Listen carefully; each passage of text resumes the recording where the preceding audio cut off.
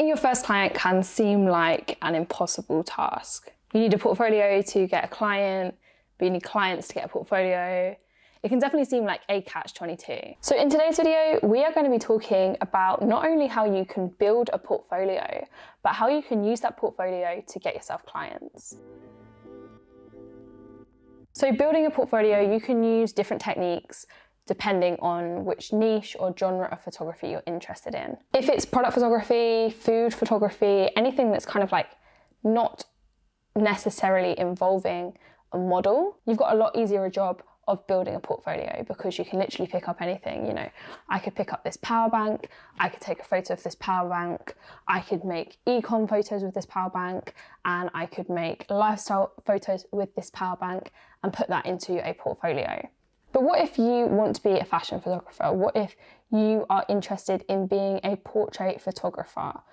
That's where what we're going to be talking about in this first section of today's video comes in handy. And that is test shoots, TFP shoots, passion projects. So what is TFP? What does it stand for? So TFP generally refers to trade for print, trade for photos, trade for pictures. The P can kind of be interchangeable. And it essentially is when a group of collaborators work together utilising their specific skills. So that could be photography, modelling, hair, makeup, styling, you know, creative producing, set design. And as a group, you create work for your portfolios. Often it's a true collaboration. Everyone puts in their ideas and you work together, truly together on a shoot. Money doesn't exchange hands. Everything is for the sake of the photos that you're going to be using in your portfolios. If there is money involved, for example, studio hire, prop hire, then that is usually split amongst the group. And it doesn't just have to be a big group. You can just do test shoots or TFP shoots with, like, you know, one or two people, maybe you as a photographer and then one other person as a model. So how do you find TFP collaborators? So I would firstly use your own social media presence. So if you have a network already, then reach out, put a call out on your story, see who might be up for this test shoot, this TFP shoot. But if you don't already have a social media presence, then maybe look to places like Facebook or forums where people geographically kind of come together. So you might have a Facebook group for Manchester models, or a Facebook group for lead stylists, for example, that you can kind of find and utilize that database of people who are all also looking to build their portfolio. You can also use social sites such as TikTok. TikTok has a really good algorithm that means that your content can be discovered without kind of having a prior following. So using things like TikTok and Twitter can be really useful to find people to collaborate with. We will move on to kind of using social media a little bit later on in the video. And then of course you can also shoot with friends, family, anyone who, you know, might want to give you a hand or help you out. And finally, if you've kind of exhausted all those options, local modelling agencies do tend to have boards of models that are like development, new faces, that need testing, need their portfolios built up. So you can reach out and contact those modelling agencies, explain who you are, that you're a photographer looking to build up your portfolio, and do they have any models who might be interested in collaborating with you. This is also a really good way to build a solid relationship up with a modelling agency, and that can really become useful later on down the line in your career. So how should you or can you use personal projects and test shoots in your portfolio? So personally, I like to think of test shoots to do one of kind of two jobs. To practice skills that you might need practicing. So for example, studio lighting. If you're already a location photographer, you might need to build a portfolio of studio lighting, and it can be really useful to set up a test shoot, set up a TFP shoot or a personal project and experiment with lighting to build that part of your portfolio. Secondly, it can just be a creative outlet, you know, projects that aren't commercial, projects that you really want to just do because you're passionate about them. When you're using personal projects, test shoots for your portfolio, one piece of advice I would give is to make sure that the work you're creating is work that you want to be hired for.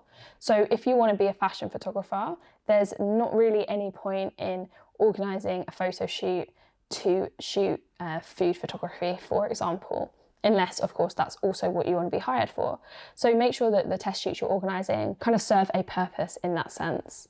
In the world of creative industries, there's a big debate as to whether or not you should work for free. There's a lot of intricacies to this question. Generally speaking, I would say no, you don't need to work for free. It definitely devalues the industry and it causes all sorts of problems that trickle out into the industry as a whole. However, working TFP, doing passion projects are different to working for free. And I just want to quickly outline some of the ways that I personally would differentiate between the two. So working TFP or working for free, I didn't mean that to rhyme, but it kind of works. Essentially, it comes down to value. So with a test shoot, a collaboration, the value is equal. You and all of the other parties involved in the shoot are getting equal amount of value. When it comes to working for free, this is where I think there's a little bit of a value shift. So for example, if you are doing a photo shoot for a brand and then you're going to be using your photos to directly profit, directly sell those clothes or products, then the value is a little bit off there. They're getting more from this collaboration than you are. And in that case, you should be compensated monetarily. And compensated with money is important because exposure does not pay your bills and exposure is not correct compensation. Definitely don't let people kid you into thinking that exposure is okay, and it really does happen more often than you think. I recently, about a year ago, got asked to shoot a whole billboard campaign for a skincare line for free. There was no budget at all. It was the promise of exposure. Needless to say, I told them that I would not be taking that job. But yeah, it's very important to understand the differentiation of when it's okay to kind of be collaborating, when, you know, everyone's kind of putting their energy and resources into a shoot for portfolios, or when a client or a brand is kind of using you and you should be getting paid for it. Another thing is that you should be using test shoots, TFP, to improve your portfolio, learn new skills, and fulfill like your creative needs. Once that is no longer serving you, don't feel inclined to continue doing TFP shoots if you don't want to. So once you found someone to collaborate with, you can kind of put together a mood board, you can work out locations, work out your concepts, and work as a team to kind of come up with that concept for your portfolio. I do have a video on how to design a portrait shoot, so I'll link that in the description alongside a full Skillshare course I have on the same thing.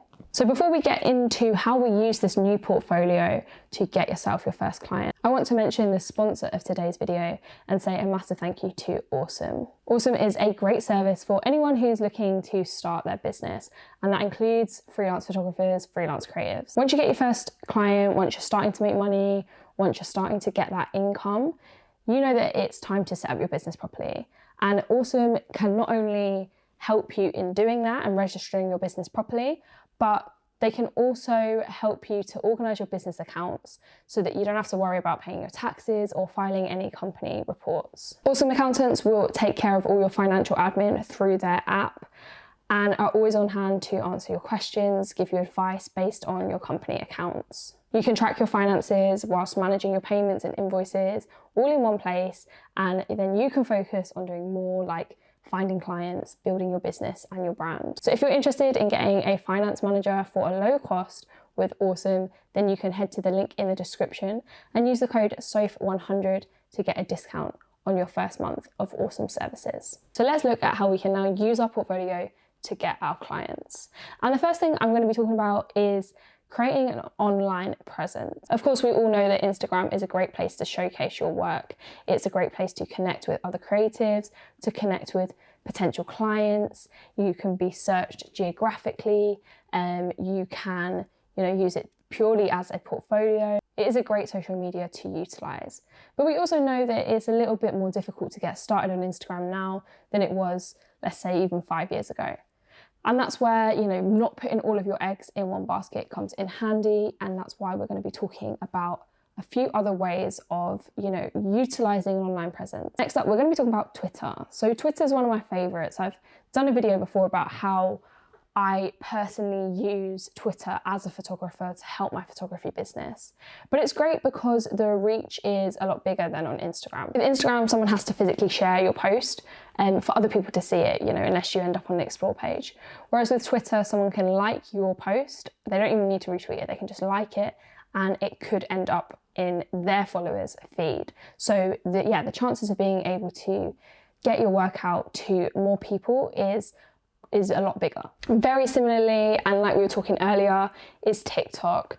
You know, TikTok's algorithm is still in the early stages. It's still pushing people's work out. So you don't need to have, you know, tens of thousands of followers or even any followers at all for people to see your work on TikTok. It's also a really great way to engage with your audience and potential clients and allow them an insight into your behind the scenes processes and all of that stuff that can help to connect you to your clients. And then you might want to look at things like LinkedIn and the dots. So most people know what LinkedIn is. It's a business networking tool. You can network with people from different companies and different kind of professionals. And the dots is essentially LinkedIn for creatives. Both websites are great places for you to share your work and connect with other people in your industry. And that will move me on nicely to what I think is probably the most important thing that you do in terms of your online presence, and that is setting up a website. A website is not only a great way to host your portfolio, but if you set up your SEO, your search engine optimization properly, then it's a great way to get a lot of organic traffic to you and your work and then convert that into paying clients. I would probably say like 70% plus of my work comes from my website. Next up, you're going to be talking about networking. And when it comes to networking, this is essentially just building the base of people you know and are connected with. Word of mouth is one of the most important things, most important ways for you to attract clients. But it is important to understand that, you know, photography is a very human experience, especially when you're working with people. And so you're going to want to come across as well as possible. Don't make a relationship that is just designed to sell to people, because people will see through that and they won't like it. But the more people you meet, the more people kind of know your work, see your work, the more chances you are going to have your work recommended, your name spoken in different rooms. You can network using online tools like Instagram, like LinkedIn, like the dots. And you can also network in person, attending networking events. If you're into music photography, going to live music events is always a good way to kind of meet tons of people in the industry. And finally, we're going to be talking about pitching. So pitching is what you do when you reach out to clients and you're essentially cold selling to them. You want to pitch yourself, you want to pitch your portfolio, and you want to pitch your skills to those clients. You can use places like LinkedIn, you can use places like the dots to find people to direct your pitches to. So you're going to be wanting to look for people in marketing, creative producers, creative directors, those sorts of roles. You want to introduce yourself, you want to make your value proposition very clear. Who are you, what do you do, and how can you help that client, that customer, or that brand? Make sure you've done your research and that you're personalizing the pitch to the brand that you are pitching to, because you're not going to want to be pitching to Nike and throw in Adidas's name, for example. You'll also want to make it very accessible and very easy for people to read and digest. Don't make these people work to kind of view your portfolio and your information, because they're really busy, and the chances are if they've got to work too hard, they just won't do it, they won't read it. So you don't want your text to be too lengthy. You don't want your PDF, which you're going to attach with your portfolio, to be too big. You're going to want to make it very easy to download. And when it comes to the PDF that you're going to attach with all of your portfolio in it, you want it to be very relevant to the client. You know, just show your best work, which is most relevant to the client. Networking, building an online presence, and pitching can all work in synergy with one another. You know, the more you network, the easier it is to build an online presence, and that can help you in your pitching process, which can help you network. And it's a cycle that can continue and help you to take your business from strength to strength. Once you've got in touch with these clients, whether they've come to you through your social media, your website, or you've reached out to them via pitching, you're going to want to then start the process of designing, planning your shoot, talking about contracts. You want your contract to really outline what it is you're going to deliver, what they can expect from you, and what you expect in return. We are talking monetary compensation when I'm talking about that. There's loads of online resources for you to find contracts that are useful. You can also obviously hire a lawyer or someone that can help you through that process. But if you are interested in learning more about the business of photography, including the steps that you need to take to start your business, talking about taxes, invoicing, and all of that stuff, I have a full series, the work edition series, on my channel for you to head over and check out. But thank you guys so much for watching today's video. Good luck in finding your first client. Remember that you can take advantage of the awesome discount with the link in the description if you are interested in it. But I will see you guys in the next one.